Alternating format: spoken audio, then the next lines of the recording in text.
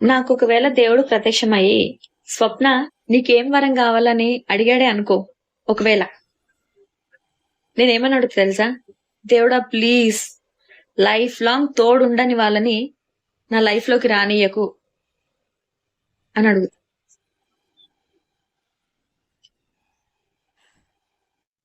ఓయ్! నీకో విషయం చెప్పనా? నీకు సంబంధించిన ఎవ్రీథింగ్ నా దగ్గరున్నాయి. నువ్వు మాత్రం నా దగ్గర లేవు. దాని దగ్గరున్నావు. అదెంత అదృష్టవంతురాలు గదా! నిజంగా. అంటే ఒక్కొక్కసారి నాకనిపిస్తది ఈ సినిమా డైలాగులు, ఈ సినిమాలు ఇవన్నీ గూడా ఇట్లాంటివి బేస్ చేసి అంటే ఇట్లాంటివి చూసి అనుభవించి రాస్తారేమో. కలవాలని రాసలేనప్పుడు మరి కలపడం ఎందుకు? నాకు ఒక్కొక్కసారి ఆ దేవుడి పైన మస్తు కోపమొస్తది తెలుసా? ఎందుకు ఈడ రాసిపెట్టి లేనప్పుడు మరి కలుపుడెందుకు? విడదీసుడెందుకు? ఇంత బాధ పెట్టుడెందుకు? ఇంత ఇంత క్షోభ పెట్టుడెందుకు? నాకర్థం కావట్లేదు. అప్పుడు కలవకుండా ఉంచితేనే అయిపోతది గదా! ఇంత దగ్గర చేసి, ఇంత చేసిన తర్వాత మొత్తానికి ఎవరిది వాళ్ళు ఉండాలంటే తీసుకోలేకపోతున్నా అబ్బా నేను సీరియస్‌గా. నీకెప్పుడైనా అనిపించిందా ఇట్లా? ఓయ్!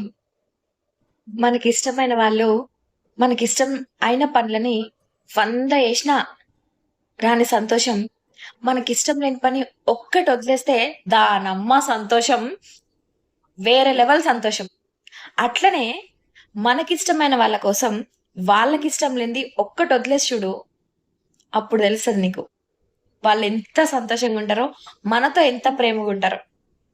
ఆ! ట్రై చెయి ఒకసారి.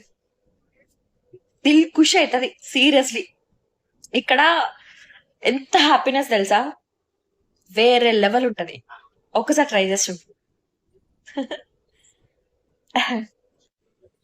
మనకేదైనా చిన్న కష్టమొస్తే నేనున్నా అని చెప్పి వచ్చి మనకి హెల్ప్ చేసేవాడు మనవాడు. అదే కష్టమొచ్చిందని చెప్పి తెలిసి అమ్మో!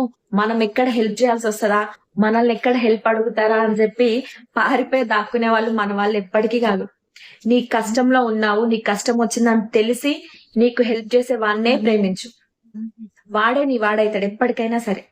నీకు కష్టం వచ్చిందని తెలిసి ఉరుక్కుంటూ పోయి పారిపోయి ఎక్కడనో దాక్కునేవాడు నీ వాడు ఎప్పటికీ కాదు. అట్లాంటోళ్ళని చాలా దూరం పెట్టడం నీకే మంచిది. అర్థమైతుందా? అమ్మాయిలు